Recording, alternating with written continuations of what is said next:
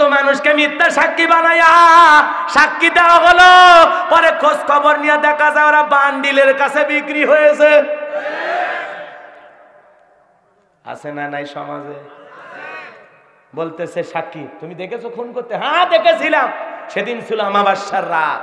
কিসের রাত? এবার সবদা নামের পতিতা যখন গোপন তত্ত্ব ফাঁস করে দিল, কথা কন না কে, সাক্ষীরে বলা হয় আপনি দেখেছেন? বলে হ্যাঁ দেখেছিলাম, সেদিন ছিল আমাবস্যার রাত, আমি 1 কিলোমিটার দূরে থেকে দেখলাম, ধারালো চাকু দিয়ে কুপায়া কুপায়া হত্যা করা হলো। আপনারাই বলেন আমাবস্যার রাতে 1 কিলোমিটার দেখা যায়? এটা গাঁজাখুরি গল্প ছাড়া আর কিছু। তার মানে কি বোঝা যায়? সাক্ষী যা বলতেছে বলার আগে মনে হয় কয়েক বোতল খাচ্ছে।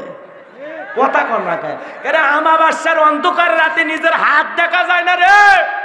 2 হাত দূরে যদি বউ থাকে দাঁড়িয়ে, আর পাশে যদি শালি থাকে, কাজ যে চাপে ধরবি অন্ধকারে, টের পাবি না। কথা কন ঠিক কিনা?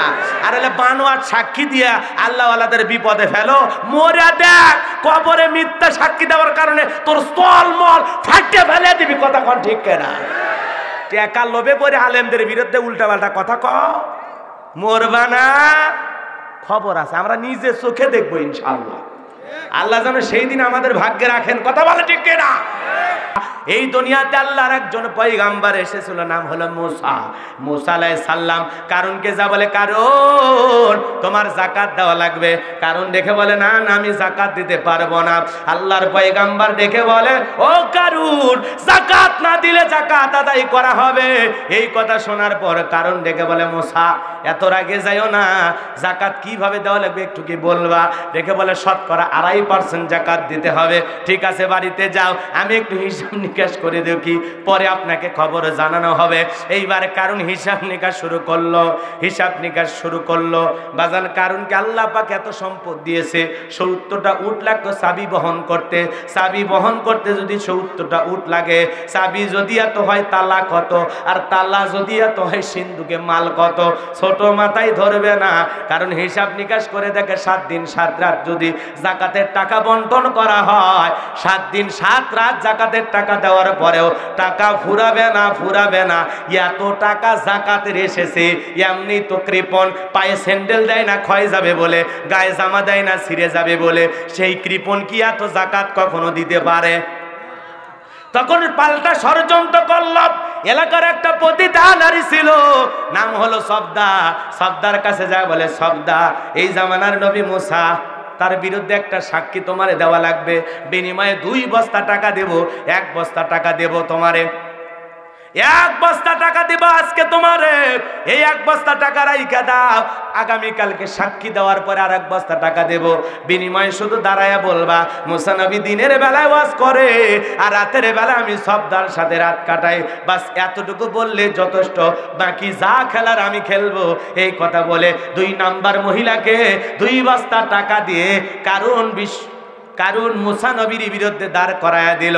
এ বাজান গো আমার, এইবার পরের দিন সকালবেলা আল্লাহর পয়গাম্বার মুসা আলাইহিস সালাম ভরা মজলিসে হাজার হাজার জনগণের সামনে ওয়াজ করতেছেন, উপদেশ দিতেছেন, মানুষকে বুঝাইতেছেন, সবাইকে আল্লাহর পথে ডেকে ডেকে দাওয়াত দিতেছেন।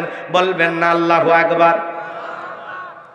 ওই ভরা মজলিসে সবদা নামের পতিতা মুসা আলাইহিস সালামের আলোচনা শোনার পর ওর পাষাণ হৃদয়টা গইলা গেছে, দিলটা নরম হয়ে গেছে। বোঝেন নাই? পাষাণ হৃদয় গইলা দিলটা নরম হয়ে যাওয়ায় চোখ দিয়ে পানি ঝরতেছে। এইবার বাজান গো আমার, ওই মেয়েটা চোখের পানি ছেড়ে দিয়ে কাঁদে আর আল্লাহর পয়গাম্বার মুসা নবীর বয়ান শোনে। আর কারণ ইশারা দিয়া বলে, তাড়াতাড়ি করে দাঁড়া, তাড়াতাড়ি করে দাঁড়া। আজকে মুসা যে কায়দায় ওয়াজ শুরু করেছে, আজকে সব মানুষ মনে হয় মুসার দলের লোক হয়ে যাবে। কারণ রে, কারণ রে, তোর রাজপতি বাঁচার উপায় নাই। কারণ তখন 2 জন লোককে পাঠায় দিল, তাড়াতাড়ি করে সবদাকে দাঁড় করায় দে। এইবার 2 জন লোক এসে বলে, নেতা 1 বস্তা টাকা দিয়েছে, আর 1 বস্তা টাকা তোমার জন্য রেডি আছে, তাড়াতাড়ি করে দাঁড়ায় সাক্ষী দাও। এইবার বাজান গো আমার, মহিলাটা বলে আর একটু শুনি, বলে না আর শুনতে দেওয়া যাবে না, নেতার ওয়ার্ডার, তাড়াতাড়ি করে দাঁড়ায় যা। এইবার 2 জন মিলে 2 হাত ধরে জোর করে দাঁড় করায় দিয়েছে। ওই সবদা নামের পতিতা দাঁড়িয়ে গেছে, যখন কারণ লাভ মেরে দাঁড়িয়ে গেছে, তখন দেখে বলে, মুসা ওয়াজ বন্ধ কর। ওই দিক তাকায় দেখ 2 নাম্বার মহিলা দাঁড়াইছে। কথা কর না কে? কি বলতেছে মুসা? ওয়াজ বন্ধ কর। ওই পাশে 2 নাম্বার মহিলা দাঁড়াইছে। মুসা নবী কি জানে 2 নাম্বার না 1 নাম্বার? মুসা নবী জানে? জানে না। কথায় আছে রতনে রতন শোনে। হ্যাঁ হ্যাঁ, ও তো চিনবে, কারণ আছে, বলে দিচ্ছি। মন খারাপ করতেছে? ডাইরেক্ট বলতেছে মুসা ওয়াজ বন্ধ কর। আজও পৃথিবীতে যখন আলেম ওলামা হক কথা বলে, সঠিক কথা বলে, জাতিকে বোঝানোর চেষ্টা করে, এক শ্রেণীর মুনাফিক মার্কা মুসলমান দাঁড়ায় বলে হুজুর ওয়াজ বন্ধ কর। কেন? কয় তোমার ওয়াজ লাইন ছাড়া হয়। হুজুরের ওয়াজ লাইন ছাড়া না, তোর জীবন লাইন ছাড়া। এখনো সময় আছে, হুজুর যেই লাইনের কথা বলে এই লাইনে চল, নইলে তোর আমও যাবে, সালাও যাবে, জাহান্নামের পিটান খাইতে খাইতে জীবন চলে যাবে। এ কথা কন নাকি আপনারা? আছে না? না, হুজুর যদি মসজিদের মেম্বারে দাঁড়ায় সুদের ওয়াজ করেন, সভাপতি তার মানে বুঝায় হুজুর মিস কল দিলাম, সুদ বাদ দিয়ে অন্য ওয়াজ করেন। আছে না? নাই। হুজুর ঘুষের কথা বলে সমস্যা, বেনামাজির সাথে কুরবানি দেওয়া যাবে না, সুদখোর ঘুষখোরের সাথে ভাগে কুরবানি দেওয়া যাবে না, এগুলো ওয়াজ করলে ওদের খুব বাইজে যায়। এরকম মুসলমান আমাদের সমাজে আছে না? নাই। আজও যারা ডাইরেক্ট মসজিদে হোক আর তাফসির মাহফিলে হোক আর ওয়াজ মাহফিলে হোক আলেমদের ওয়াজে বাধা দেয়, বোঝা যায় ওরা হলো ডিজিটাল কারণ। হুজুর ওয়াজ করে, তোর এত চুলকে কে? এ বাজান তাহলে আলেম ওলামা হক কথা বললে বাধা দেয় এক শ্রেণীর মানুষ। আছে না? নাই। জোরে বলেন, আছে না? নাই। এইবার কারণ ডেকে বলে সবদা তোমার যা বলার তুমি বলো। সবদা বলে কারণ আমি দাঁড়িয়েছি বলার জন্য, আমি যা বলার বলতেছি, তুমি বসো। এই কথা বলে সবদা এবার ডেকে বলে ও দেশের জনগণ শোনো দিয়া মন, আমি জীবনে কোনোদিন মুসা নবীকে দেখি নাই। মুসা নবীর বয়ান শোনার পর আমার পাষাণ হৃদয় গইলে গেছে। আমি মনে মনে সিদ্ধান্ত নিয়েছি আমি আজকে মুসা নবীর দলে ঈমান গ্রহণ করব। আরে কারণ কেন লাফালাফি করে আপনারা তো জানেন না। গতকাল রাত্রিতে কারণ আমার বাড়িতে 1 বস্তা টাকা দিয়েছে, আর 1 বস্তা টাকা দিয়েছে শুধু সাক্ষী দেওয়ার জন্য। আমি যেন ভরা মজলিসে দাঁড়ায় এই কথা বলি। মুসা নবী দিনের বেলায় ওয়াজ করে আর রাতের বেলায় আমি সবদার সাথে রাত কাটাই। আপনাদের সাক্ষী রেখে বলতেছি মুসা নবীর চরিত্র ফুলের চাইতে পবিত্র। আর ওই কারণ হলো আমি সবদার নিয়মিত ভক্ত। কার জন্য কে গর্ত করে, নিজের গর্তে নিজেই পা দেয়। কথা কন না আপনারা? কত মানুষকে মিথ্যা সাক্ষী বানায়া সাক্ষী দেওয়া হলো, পরে খোঁজ খবর নিয়ে দেখা যায় ওরা বান্ডিলের কাছে বিক্রি হয়েছে। আছে না? নাই। সমাজে বলতেছে সাক্ষী তুমি দেখেছো খুন করতে? হ্যাঁ দেখেছিলাম, সেদিন ছিল আমাবস্যার রাত। কিসের রাত? এবার সবদা নামের পতিতা যখন গোপন তত্ত্ব ফাঁস করে দিল, কথা কন না কে? সাক্ষীরে বলা হয় আপনি দেখেছেন? বলে হ্যাঁ দেখেছিলাম, সেদিন ছিল আমাবস্যার রাত। আমি 1 কিলোমিটার দূরে থেকে দেখলাম, ধারালো চাকু দিয়ে কুপায়া কুপায়া হত্যা করা হলো। আপনারাই বলেন আমাবস্যার রাতে 1 কিলোমিটার দেখা যায়? এটা গাঁজাখুরি গল্প ছাড়া আর কিছু। তার মানে কি বোঝা যায়? সাক্ষী যা বলতেছে বলার আগে মনে হয় কয়েক বোতল খাচ্ছে। কথা কর না কেন? আমাবস্যার অন্ধকার রাতে নিজের হাত দেখা যায় না রে। 2 হাত দূরে যদি বউ থাকে দাঁড়িয়ে আর পাশে যদি শালি থাকে, কাজ যে চাপে ধরবি অন্ধকারে টের পাবি না। কথা কন ঠিক কিনা? আর হলে বানোয়ার সাক্ষী দিয়া আল্লাহওয়ালাদের বিপদে ফেলো। মরে দেখ কবরে মিথ্যা সাক্ষী দেওয়ার কারণে তোর স্থল মল ফাটে ফেলে দিবি। কথা কন ঠিক কিনা? টাকা লোভে পড়ে আলেমদের বিরুদ্ধে উল্টাপাল্টা কথা ক, মরবা না। খবর আছে, আমরা নিজে চোখে দেখবো ইনশাআল্লাহ। আল্লাহ যেন সেই দিন আমাদের ভাগ্যে রাখেন। কথা বলে ঠিক কিনা? সবদা কি বলতেছে? ওই কারণ 2 বস্তা টাকা দিয়েছে মুসার চরিত্রে দাগ লাগানোর জন্য। উল্টো কি হলো? যে চরিত্রে দাগ লাগানোর জন্য ভাড়া করেছে তার চরিত্রের 12টা বেজে দিয়েছে। যে এ আমার কাস্টমার, এ আমার ভক্ত, এ নিয়মিত আমার কাছে যায়। কোন তো এটা মানুষের জন্য এর চাইতে বড় কলঙ্ক আর আছে? শেষ জায়গাতে ওর সম্মান শেষ। আল্লাহর পয়গাম্বার মুসা নবীর এত রাগ, রেগে গেলেন, মাথার টুপি ভেদ করে চুল খারাপ হয়ে গেল। কতটা রাগ থাকলে আজরাইল থাপ্পড় মারতে পারে আপনি চিন্তা করেন। কথা কন না কেন? কতটা রাগ থাকলে আজরাইল পর্যন্ত ছাড়ে না। নবী কারে কয়? সুবহানাল্লাহ বলেন।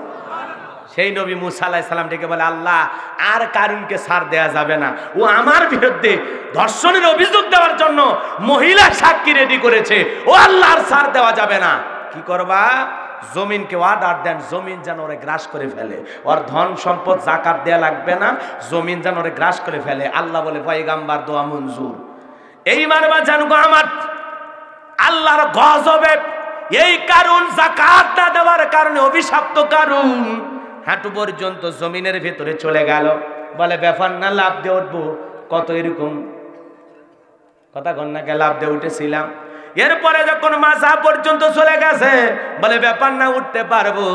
এরপরে যখন গলা পর্যন্ত জমিনের ভিতরে চলে গেছে, এইবার ডেকে বলে মুসা, ধন সম্পদ যা আছে সব তোমার আর তোমার আল্লাহর, তুমি নিয়ে যাও, বিনিময়ে আমার জানটা ভিক্ষা দাও, আমার একটু বাঁচার সুযোগ করে দাও। মুসা নবী ডেকে বলে, কারণ রে তোর ধন সম্পদ আমার আল্লাহর লাগবে না, আমার আল্লাহ আল্লাহুস সামাদ, আমার আল্লাহ শুধু দিয়েই যায়, আমার আল্লাহ কারো কাছ থেকে কোনো কিছু নেয় না। তোর ধন সম্পদ সহ জমিনের ভিতরে চলে যা, আর পৃথিবীর ইতিহাসে সাক্ষী থাকবে তোর মতো সারা কারণ হবে আল্লাহ রাস্তায় যাকাত দেবে না, সম্পদ খরচ করবে না। তুই হাত কারণের সাথেই কঠিন কিয়ামতের ময়দানে তাদেরকে এক সারিতে দাঁড় করায়া বিচার করা হবে। এজন্য সম্পদ দিয়েছেন আল্লাহ, কেন যাকাত দেবেন না? হিসাব করে যাকাত দেন, পরকালে বাঁচবেন। আর যাকাতের অর্থ যদি জমা রাখেন, এই যাকাতের সম্পদের কারণে আপনার এই সম্পদ আপনাকে জাহান্নামে নিয়ে যাবে, এই সম্পদ আপনার জাহান্নামের শাস্তির কারণ হবে। কথা বলেন ঠিক না? এই জন্য বাজান গো আমার, যাকাত দিয়ে আল্লাহ যাদেরকে ফরজ করে দিয়েছেন তাদের যাকাত দেওয়ার দরকার আছে না নাই? জাকাত দেওয়া মানে দয়া বা করুণা করা না। আর জাকাত মানে শাড়ি লঙ্গি না। বাপরে বাপ, অমুক তালুকদার সাহেব সেরাগালি বদনা জাকাতের শাড়ি লঙ্গি বিতরণ করবে 5,000, অমুক হাই স্কুল মাঠে জনগণ হাজির হয়ে গেছে 50,000। ঠেলা ঠেলি গুতাগুতিতে জাকাতের কাপড় নিতে যায় 6 জন নিহত, 32 জন আহত। কর্ত পেপারের খবর, বাংলাদেশ প্রতিদিন, যুগান্তর, কালের কণ্ঠ, প্রথম আলো, নয়া দিগান্ত, সব পত্রিকায় খবর চলে গেল। যমুনা টেলিভিশন, সময় চ্যানেল, এনটিভিতে নিউজ হয়ে গেল, অমুক তালুকদার সাহেব জাকাতের শাড়ি লঙ্গি বিতরণ করতে গিয়া 6 জন পায়ের তলে পড়ে মরছে, আর 32 জন আহত হয়ে জয়পুর সদর হাসপাতালে ভর্তি হয়ে আছে। আপনারা বলেন তো বাজান, যে জাকাতের শাড়ি লঙ্গি বিতরণ করতে যায় 6 জন মানুষকে হত্যা করলো, আপনার কি মনে হয় আল্লাহর জান্নাতে যাবে? কি কোন? প্রতি বছর যদি এইভাবে হয়, আর জীবনে যদিও 20 বছর এইভাবে যাকাত দেয়, তাহলে 20 বছরে 6 জন করে মারতে মারতে 120 জন মানুষ মারছে। এই 120 জন মানুষকে হত্যা করার গুনাহ নিয়া আল্লাহর জাহান্নামে যাওয়া লাগবে, জান্নাত কিসমতে জুটবে না। আর যাকাত এইভাবে দেওয়ার সিস্টেম না। যাকাত দেওয়ার তরিকা আছে না নাই? রাগ করতেছেন আপনারা? আর যাকাত যখন দেয়, কি জাকাতের শাড়ি লঙ্গি নিজের পরনে পরে থাকে, আমানসা লঙ্গি 500 টাকা, 1000 টাকা দাম। আর গরিবকে যখন লঙ্গি দেয়, লিটন লঙ্গি দেয় 200 টাকা দাম। পরে থাকলে আর জান্নাত জাহান্নাম সব দেখা যায়। কথা কোন ঠিক না? যে নিজের বউরে পরায় 2000 5000 টাকা দামের শাড়ি, আর গরিব মহিলাকে যখন জাকাতের শাড়ি দেয় 300 টাকার শাড়ি দেয়, ধুয়ে দিলে শাড়ি না মশারি খুঁজে পাওয়া যায় না। এই বড় লোক, ওই শাড়ি তোর বউরে পরা, ওই শাড়ি তোর মেয়ের পরা। কথা কন না? তোমার ইজ্জতের দাম আছে বড় লোক, আর গরিবের ইজ্জতের দাম নাই। তোর ইজ্জতের তো ভেজাল আছে, গরিবের ইজ্জতের কোনো ভেজাল নাই। কথা কন না আপনারা? নিজে 500 টাকা লঙ্গি পরেন, গরিবকে 500 টাকা লঙ্গি দিতে হবে। হাজলামি করেন। আপনি যাকাত দেওয়ার নামে তামাশা শুরু করছেন না? ওই পাতলা লঙ্গি আপনারা কে দিতে বলছে? কে বলছে? দিলে ভালো দিবেন। 5000 দেওয়ার দরকার নেই, 500 দেন, ভালো দেন, 100 দেন, ভালো দেন, 50টা দেন, ভালো দেন, ভালো ভালো। আর এই মার্কেট আলার উপর আমার এত মন খারাপ হয় চাচা, যখন রমজানে মার্কেটে ঢুকি, এই কাপড়ের দোকানদার লেখা রাখে এখানে জাকাতের শাড়ি লঙ্গি সুলভ মূল্যে বিক্রয় করা হয়। আমি খালি দোয়া করি আল্লাহর উপর গজব পড়ে না। কথা কর না কেন? এই তোর এই সাইনবোর্ড করে, হ্যাঁ, এই জাকাতের আবার শাড়ি লঙ্গি কি? 12 মাস যা পড়ছে মানুষ তাই বিক্রি করবি। এরা মিল ফ্যাক্টরি তো অর্ডার দিয়ে জাকাতের শাড়ি লঙ্গি পাতলা করে বানিয়ে নিয়ে আসে, কম দামি সুতে দিয়ে। কথা কন না কে? হ্যাঁ, বাংলা কথা কছে, কই ওই লঙ্গি পরে বসলেই ফাটে যাইবা। কথা ঠিকই কছে। বেটা তোর ইজ্জতের দাম আছে, গরিবের ইজ্জতের দাম নাই। এই জন্য দিলে ভালোটা দিবেন ভাই, রাগ করেন না, রাগ করেন না। আপনারা যারা মার্কেটের দোকানদার আছেন দয়া করে এই সাইনবোর্ডটা লাগাবেন, আমি অনুরোধ করতেছি ভাই। এমনি মানুষ শাড়ি লুঙ্গি কিনবে ভাই, আপনি দয়া করে সাইনবোর্ডটা লাগাবেন না ভাই। জীবনে অনেক ব্যবসা করছেন ভাই, এগুলো আর ব্যবসা করেন না। ভালো দেন, ভালো দেন, কথা কন। কেউ যদি দুর্বল কাপড় খোঁজে, আরে মিয়া আপনি তালুকদার সাহেব, আপনি এলে কাপড় দিলে চলবে, মিয়া ভালো দেন, কথা কন। ও আবার তালুকদার সাহেব বলে 200 টাকার মধ্যে লুঙ্গি। কি কোন স্যার, আপনি যদি বলেন 150 টাকার মধ্যে ম্যানেজ করবো, আছে না নাই? তার মানে আরো কম হয়, এরকম আছে না না? আল্লাহ আমাদের হেদায়েত দান করুন, সরে কোন আমিন।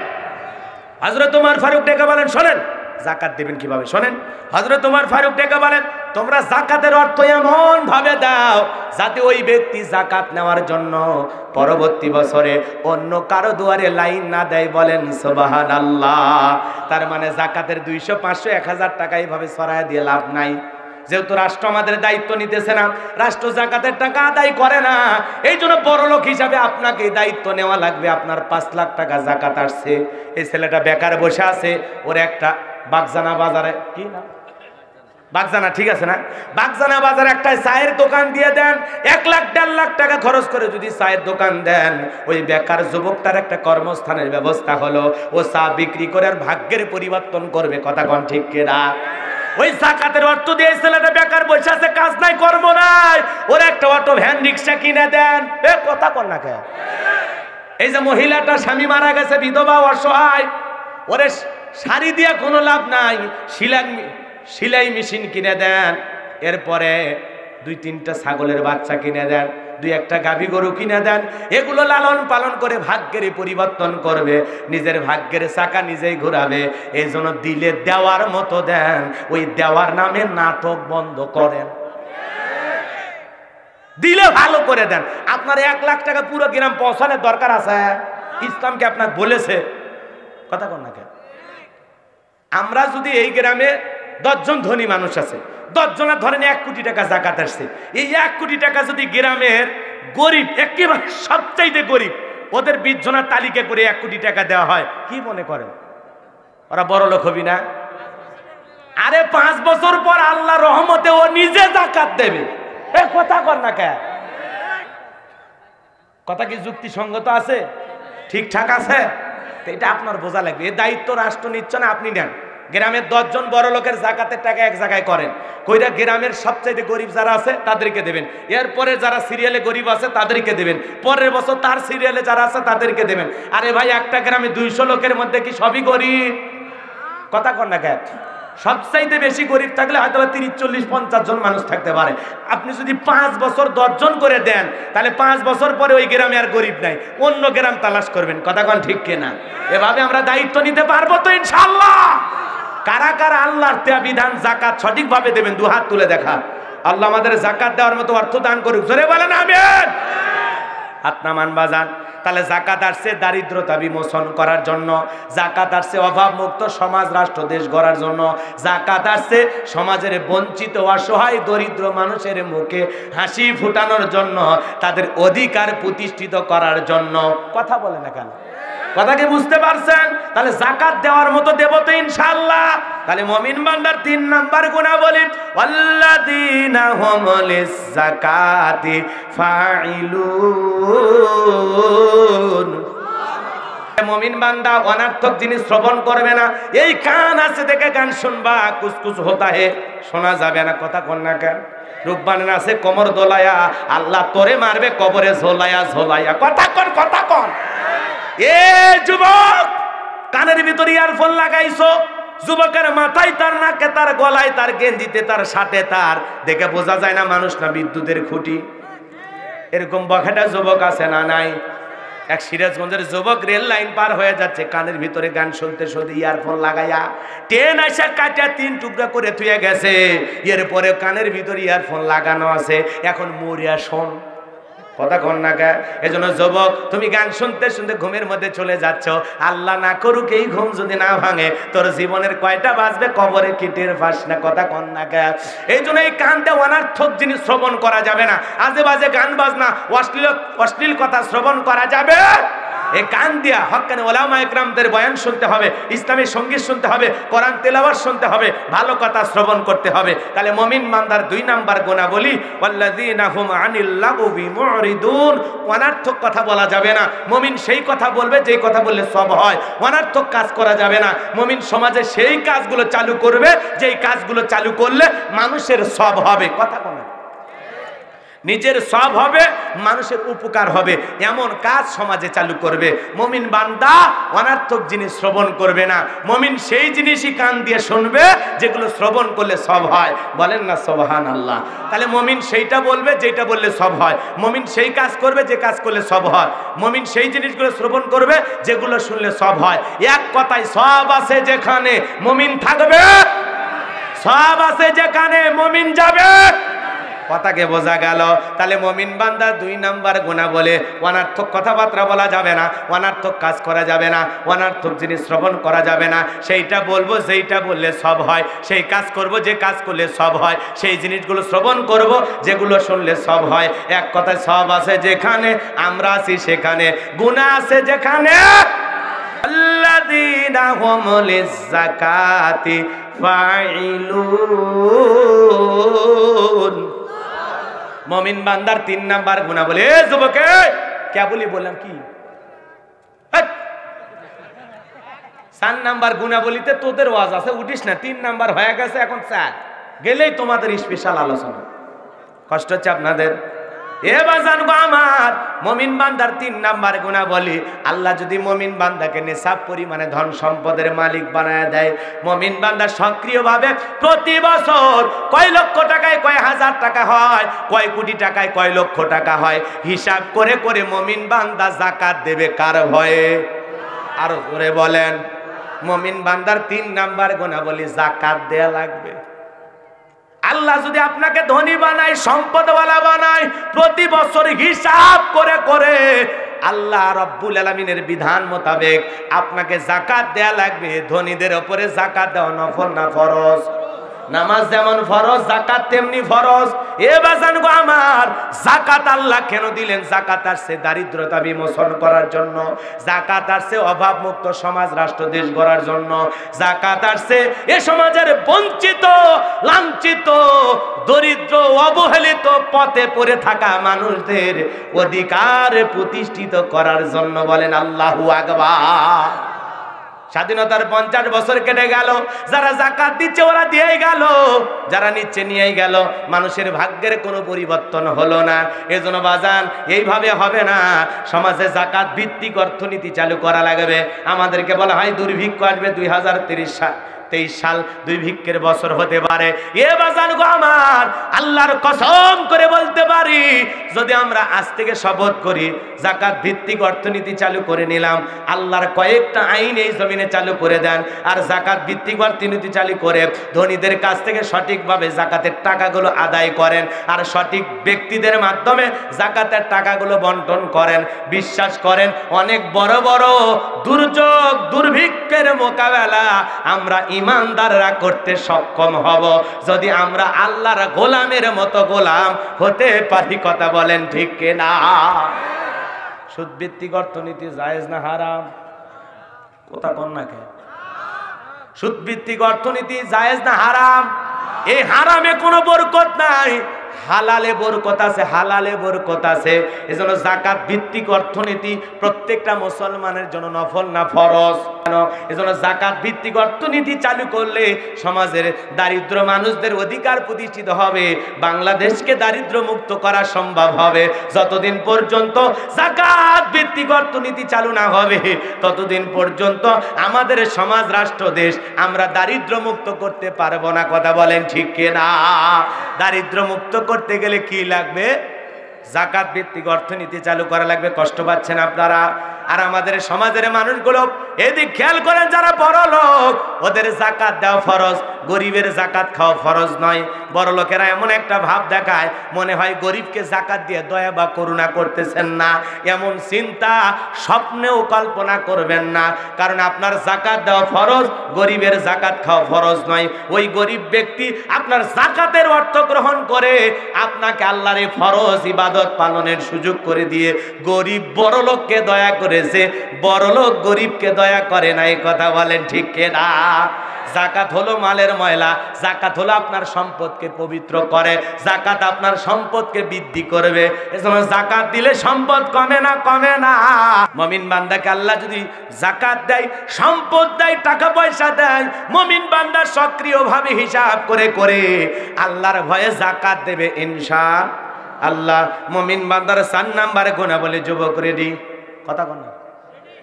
রেডি রেডি, লিল্লাহে তাকবীর। মুমিন বান্দার 4 নাম্বার গুণাবলী, ওয়াল্লাযীনা হুম লিফুরুজিহিম হাফিজুন। মুমিন বান্দার 4 নাম্বার গুণাবলী, ওয়াল্লাযীনা হুম লিফুরুজিহিম হাফিজুন। যারা নিজেদের যৌবনটাকে সংযত রাখে, নিজের যৌবনটাকে হেফাজত করে। কার ভয়ে? এই যৌবনটার হিসাব কার কাছে দেওয়া লাগবে? এ যুবক, যৌবন কালের হিসাব আল্লাহর কাছে একদিন দেওয়া লাগবে। এজন্য যৌবনের তাড়নায় গুনাহ করা যাবে না। আমার আল্লাহ কি বললেন? মুমিন বান্দার 4 নাম্বার গুণাবলী, ওয়াল্লাযীনা হুম লিফুরুজিহিম হাফিজুন। যারা নিজেদের যৌবনটাকে সংযত রাখে, নিজের যৌবনটাকে হেফাজত করে। তাহলে বলেন তো বাজান, নিজের যৌবনটাকে সংযত রাখার দরকার আছে না নাই? আল্লাহ আপনাদেরকে যৌবন দিয়েছি, তো কথা বলেন না কেন? নাকি রাগ করছেন আপনারা? কোরআন সুন্নাহর কথা বলতেছি, বাজে কথা বলতেছি না। আয়াতের অর্থ বোঝেন? আল্লাযীনা হুম লিফুরুজিহিম হাফিজুন। আল্লাহ বলেন মুমিন বান্দার 4 নাম্বার গুণাবলী, যারা নিজেদের যৌবনটাকে সংযত রাখে। সংযত রাখা বোঝেন? কথা কোন না কেন? সংযত রাখা, হেফাজত করা বোঝেন? মুমিনের যৌবন হোটেলে বিক্রি হবে না, মুমিনের যৌবন পার্কে বিক্রি হবে না। মুমিন কোনোদিন হালাল স্ত্রী ব্যতীত অবৈধ কোন নারীর সাথে সম্পর্ক স্থাপন করবে না। মন চাইলে যারে তারে দেখা পাগল হয়ে গেলে হবে না। কথা কোন না কেন? যারে তারে দেখে আর বলে, বাপ রে বাবা, হা কি যে সুন্দরী, মনে হয় ডানা কাটা করি, তোর কপালত বাড়ি। কথা কোন না কেন? এই জন্য যার তার দিকে তাকানো যাবে না। মুমিন পুরুষ কি, এদিক খেয়াল করেন।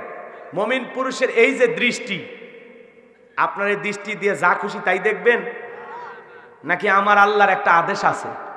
আছে না নাই? আমার আল্লাহ কি বলেন? কুল্লিল মুমিনিনা ইয়াগুদ্দুনা মিন আবসারিহিম। মুমিন পুরুষ তুমি যদি হয়ে থাকো, তোমার দৃষ্টি থাকবে নিম্নগামী। আল্লাহ রাসূল কি আল্লাহ পাক জানায় দিলেন, নবী আপনি মুমিন পুরুষদেরকে জানায় দেন, ওরা যেন ওদের দৃষ্টিকে নিম্নগামী করে পথ চলে। আল্লাহ রাসূল সবসময় কিভাবে পথ চলতে জানেন? উঁচু থেকে মানুষ নিচের দিকে নামতে কিভাবে তাকে থাকে। কথা বলেন, আপনি যদি পাহাড় থেকে নিচে নামেন কোন দিকে তাকাবেন? আসমানের দিকে তাকাইলে কি মনে হয় আপনি থাকবেন? তো ঠিক আল্লাহ রাসূল এইভাবে পথ চলতেন। তার থেকে নামতে তার দৃষ্টি যেরকম নিচের দিকে থাকতো, আল্লাহ রাসূল সব সময় এভাবে চলতেন। বলেন সুবহানাল্লাহ। সেই রাসূলের উম্মত হিসাবে আপনার আমার দৃষ্টিটাকে এইভাবে চলাফেরার সময় আমল করার দরকার আছে না না? এই সব কলেজের মেয়েদের দিকে, স্কুলের মেয়েদের দিকে, নাকি রাস্তার বালুর দিকে? এই যুবক কথা কোস না কেন? রাস্তার বালু দেখবি, ইট দেখবি, খোয়া দেখবি, রাস্তাতে খেয়াল লেড়ে দিছে সেগুলো দেখবি, তা মহিলা দেখা যাবে। কথা কন না গে? এ যুবক, যৌবনের তাড়নায় গুনাহ করা যাবে না। হযরত আলী রাদিয়াল্লাহু তাআলা আনহু বলেন, তোমরা যৌবনের তাড়নায় গুনাহ করো, একদিন তোমাদের যৌবন থাকবে না, আমলনামায় ঠিকই গুনাহ লেখা থাকবে। কথা বলেন ঠিক কি না? এই রঙের যৌবন একদিন জং ধরবে, কাঁচা দাড়ি একদিন সাদা হয়ে যাবে, টাইট চামড়া একদিন ঢিল হয়ে যাবে। বাজান, খেলায় খেলায় গুনাহ করা যাবে না, গুনাহ করা যাবে না।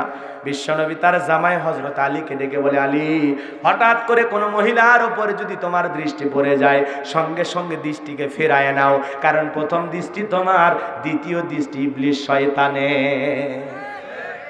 এই জন্য হঠাৎ করে মহিলার উপর নজর পড়ে গেলে অনেক যুবক বলে, হুজুর আপনারাই তো ওয়াজ করেন একবার দেখা জায়েজ। এই কথায় ভুল। কথা কেন? একবার দেখা জায়েজ কে বলছে আপনাকে?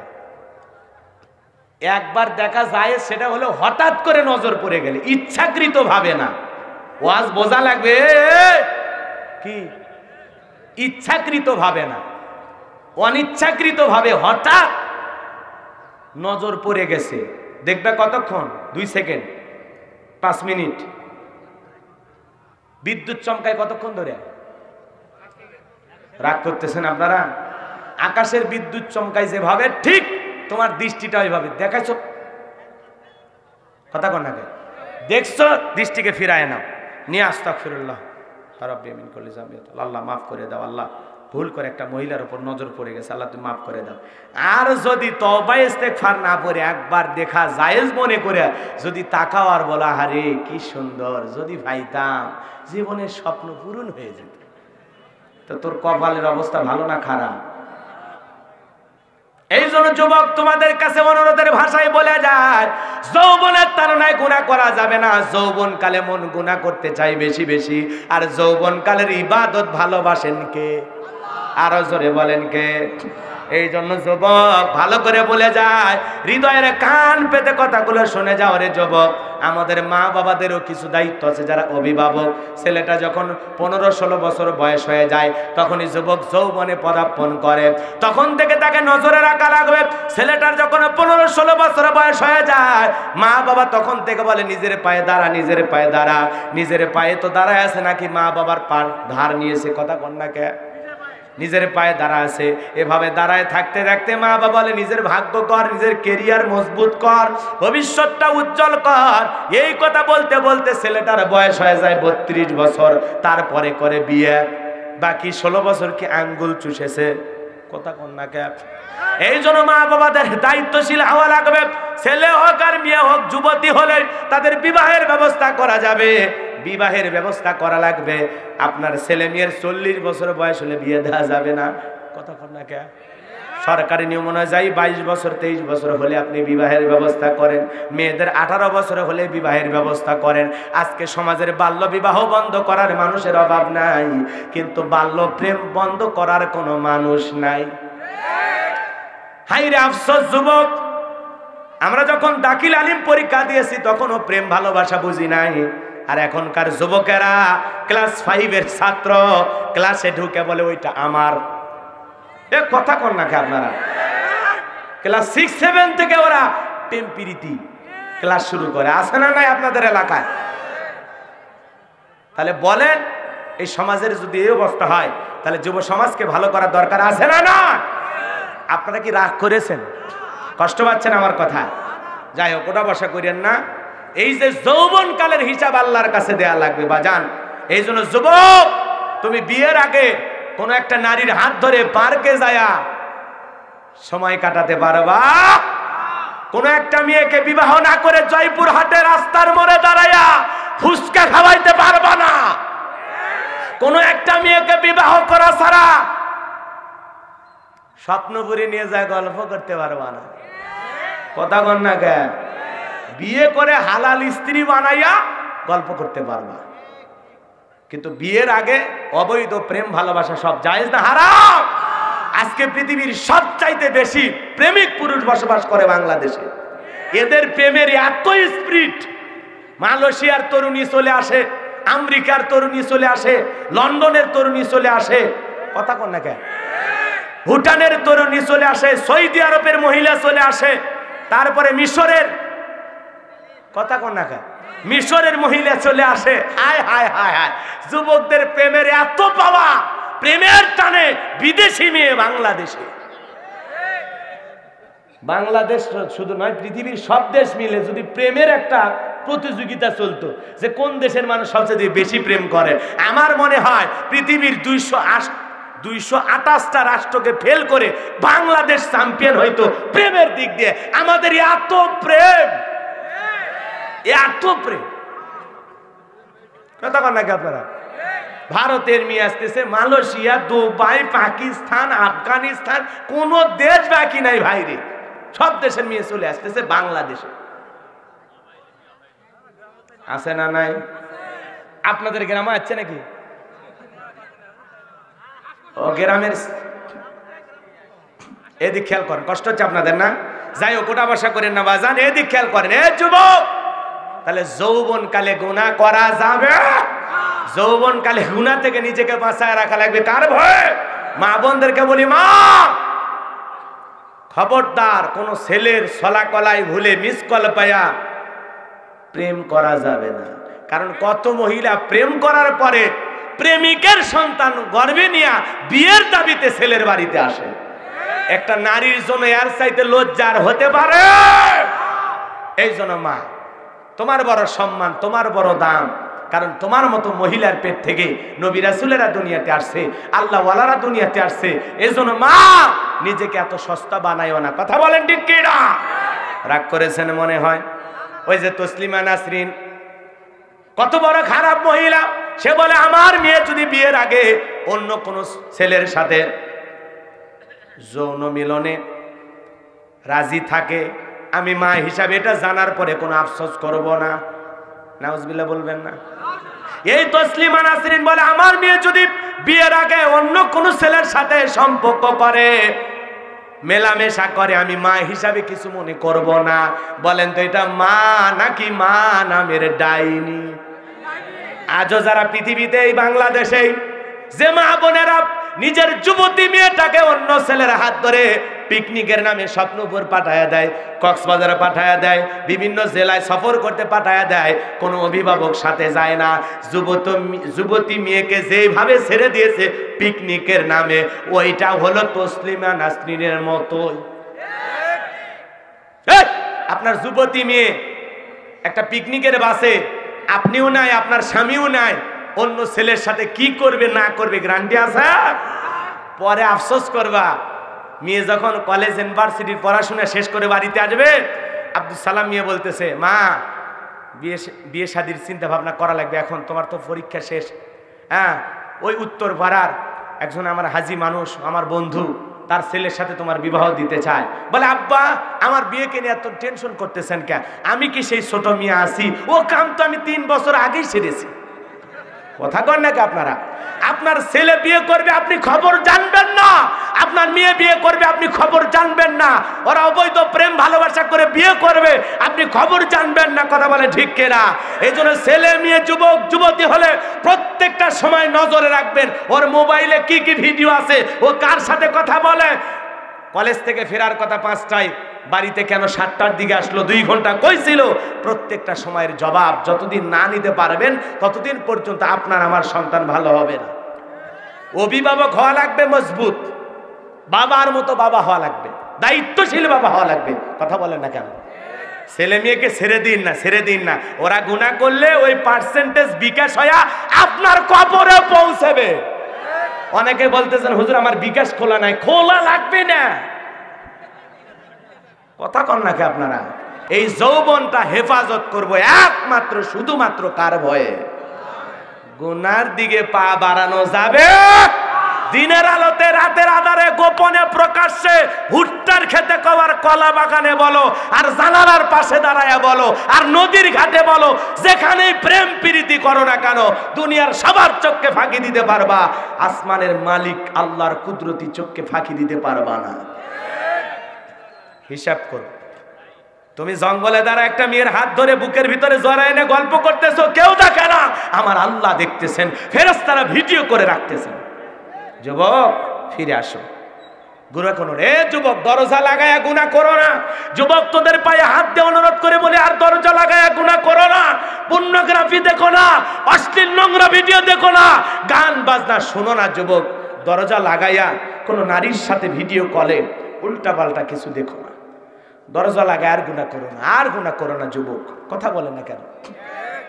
যুবকেরা দরজা লাগাইয়া শীতের দিন কম্বলের ভিতরে আছে না নাই? জোরে বলেন আছে না নাই? এই মোবাইল নষ্টের মূল। কথা কন না কেন?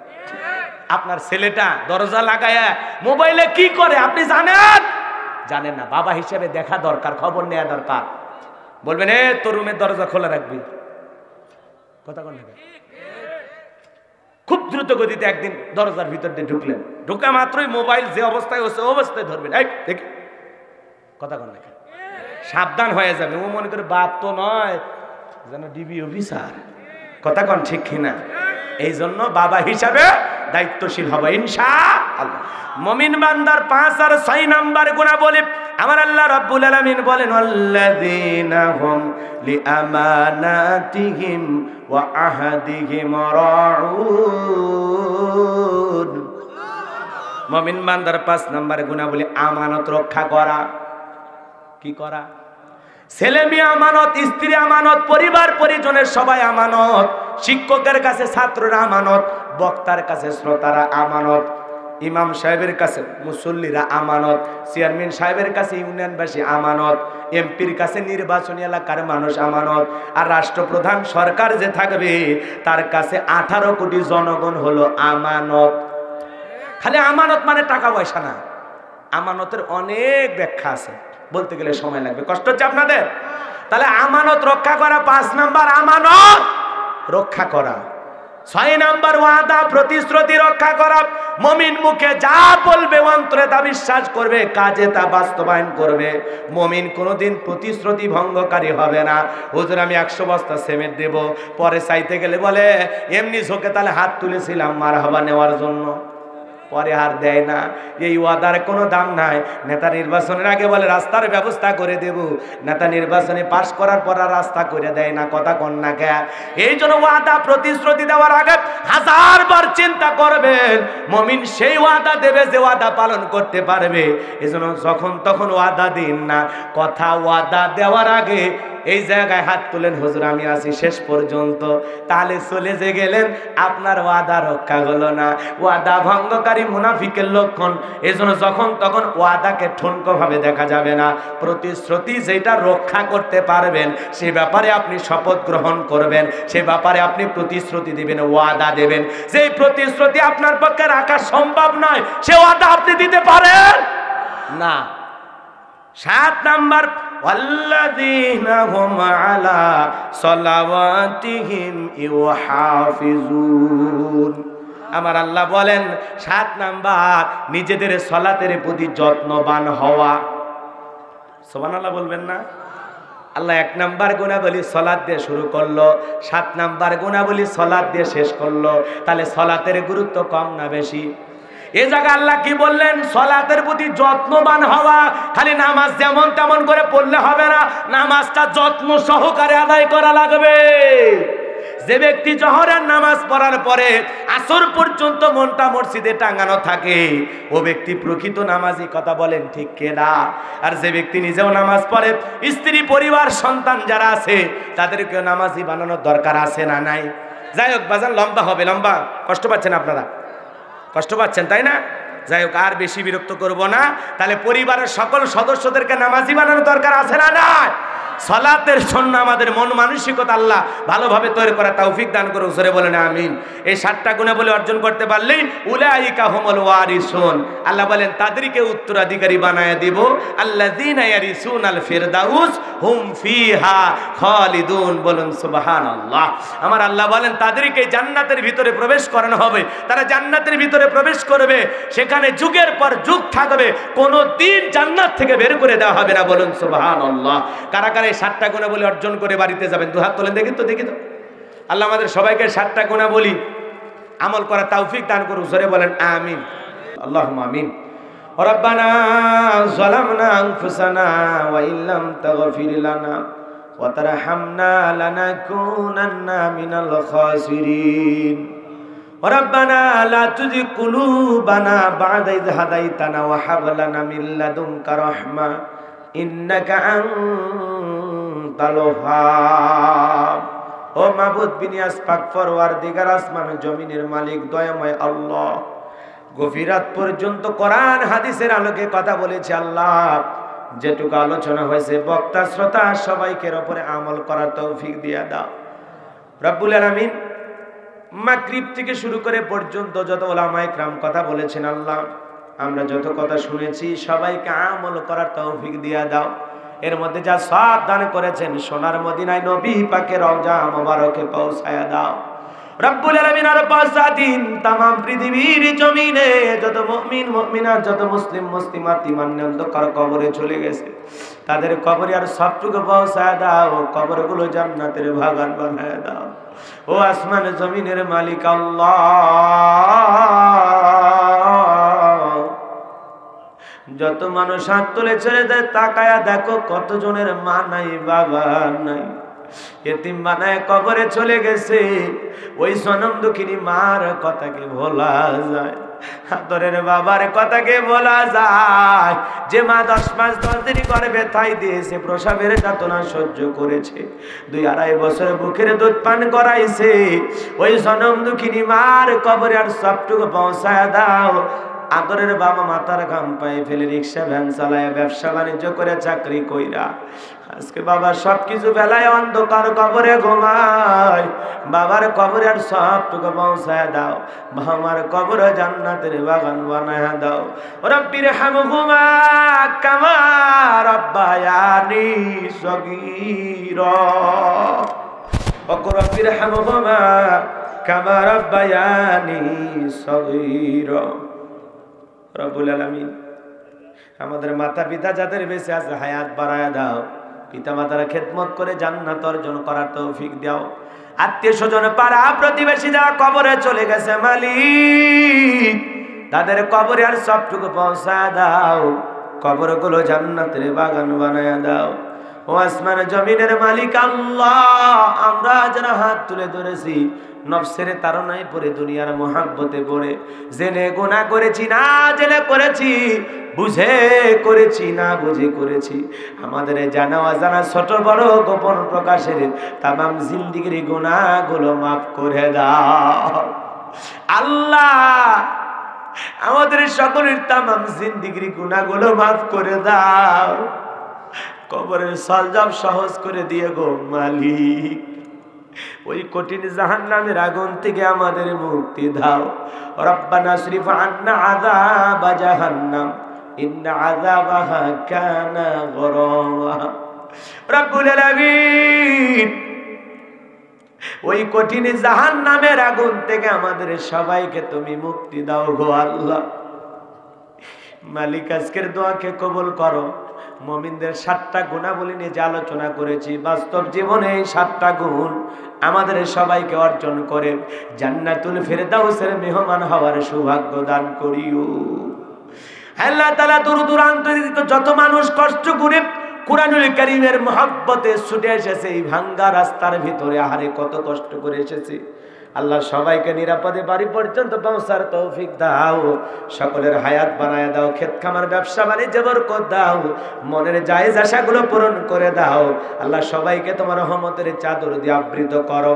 এই মাহফিলের জন্য আল্লাহ যারা জানালা দিয়েছে, দরজা দিয়েছে, নগদে বাকিতে টাকা পয়সা দান করেছে আল্লাহ, মহিলা মা বোন সহ আল্লাহ সকলের দানগুলো কবুল আর মঞ্জুর করে নাও। এ দানের ওসিলা করে দুনিয়া আখিরাতের উত্তম জাযা দান করো। কঠিন কিয়ামতের ময়দানে তোমার আরশের নিচে ছায়া দান করিও। আমার মা বোনদেরকে নিয়ে তেমন কোন আলোচনা করতে পারলাম না আল্লাহ, আমার মা বোনদেরকে 5 ওয়াক্ত নামাজি বানায়া দাও, রোজাদার বান্দি হিসেবে কবুল করো আল্লাহ। ফরজ পর্দা করার তৌফিক দিয়া দাও, স্বামীর খেদমত করার তৌফিক দিয়া দাও। আমার মা বোনদের ঘরের ভিতরে শান্তির ব্যবস্থা করে দাও। যাদের ঘরে অশান্তি, শান্তির ফয়সালা করে দাও। যাদের সন্তান নাই, সন্তান দিয়ে ধন্য করে দাও আল্লাহ। যাদের ছেলে মেয়ের বিবাহ হয় না, বিবাহের ব্যবস্থা করে দাও ও মালিক।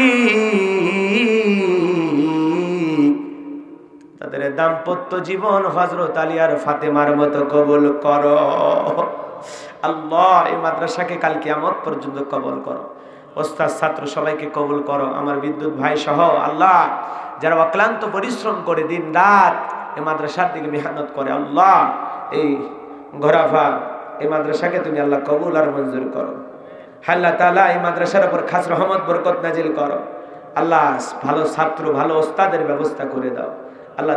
যে 2 জন হাফেজে কোরআনকে সম্মানের পাগড়ি পরায় দিলাম, মৃত্যু পর্যন্ত সিনার ভিতরে কোরআন ধরে রাখার তৌফিক দাও আল্লাহ।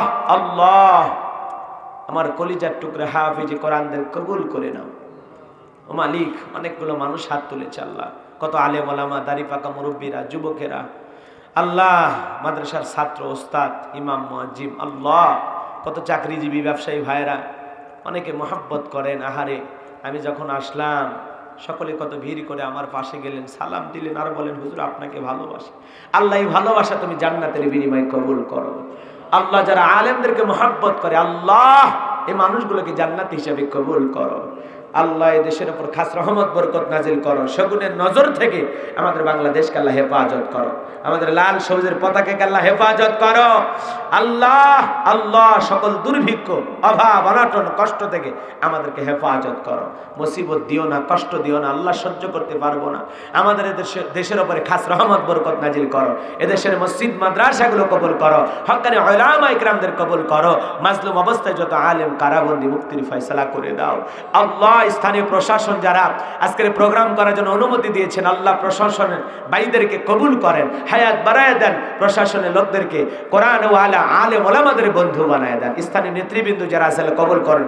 আজকের মাহফিলের সভাপতি, প্রধান অতিথি, বিশেষ অতিথি এমপি মহোদয় দোয়া চেয়েছেন, আল্লাহ শেফায়ে কামেল আজেলা দান করেন। আল্লাহ তাআলা জিহাদ মন্ডল সম্মানিত চেয়ারম্যান মহোদয় আল্লাহ তাআলা হায়াত বাড়ায় দেন। রব্বুল আলামিন আজকের প্রোগ্রামের সভাপতি বাবাজির হায়াত বাড়ায় দেন, জিন্দেগির গুনাহগুলো মাফ করে দেন। আল্লাহ যেই বাড়িতে খানা খাইলাম বসলাম ওই বাড়ির উপর খাস রহমত বরকত নাজিল করেন। আল্লাহ এই মাদ্রাসাকে আপনার দরবারে কবুল করে নেন। জীবনে একটাবার আমাদের সবাইকে খানায় খাবার মেহমান হিসেবে কবুল করে নিও। রাসূলের রওজা পাকে দাঁড়িয়ে সালাম দেওয়ার সুযোগ করে দিও। আল্লাহ সকল অশ্লীলতা, গান বাজনা, নাচ গান, অশ্লীলতা, গুনাহের কাছ থেকে আল্লাহ আমাদেরকে বেঁচে থাকার তৌফিক দাও। আল্লাহ আমার যুবকদেরকে ইসলামের জন্য কবুল কর। প্রত্যেকটা যুবকের ঈমান খালিদ বিন ওলীদের মতো বানায় দাও। আল্লাহ প্রত্যেকটা যুবককে দ্বীনের মুজাহিদ হিসাবে কবুল করো। আল্লাহ আমি গুনাহগার একটা মাদ্রাসা করেছি, মাদ্রাসায় নূরে মাদিনা এতিমখানা উলিল্লাহ বোর্ডিং। আল্লাহ আমার মাদ্রাসাকে কবুল করো। আল্লাহ আমার মাদ্রাসায় কবুল করো। যারা দূরে ছাত্র রেখে পড়াইতে চাই বগুড়া, আল্লাহ এমন অভিভাবকেরা যেন আমার মাদ্রাসায় দু একটা ছাত্র দেয়, আল্লাহ কবুল করেন। যারা স্থানীয়ভাবে মাদ্রাসায় ছাত্র পড়াইতে চান তারা যেন এই প্রতিষ্ঠানে তাদের সন্তানদেরকে দেন। আল্লাহ এই প্রতিষ্ঠানের নুরানি শিক্ষার যে মান দেখলাম অনেক সুন্দর। আল্লাহ আল্লাহ এই প্রতিষ্ঠানের ওস্তাদের এই পরিশ্রম, এই মেহনতকে আপনি কবুল করেন। আমি নিজে অসুস্থ, আল্লাহ তোমার গোলামদের কাছে দোয়া চাই যারা তাহাজ্জুদের পর তাহাজ্জুদে চোখের পানি ছেড়ে দিয়ে কাঁদে। আমি আমার সেই প্রিয় মানুষদের কাছে দোয়া চাই, আপনারা যখন তাহাজ্জুদের সালাত আদায় করবেন আমার জন্য দোয়া করবেন, আল্লাহ যেন আমাকে সুস্থ রাখেন, কোরআনের ময়দানে হক কথাগুলো জাতির সামনে বলার তৌফিক দেন। মৃত্যু যখন আসবে জবানে জারি করে দিও লা ইলাহা ইল্লাল্লাহু মুহাম্মাদুর রাসূলুল্লাহ।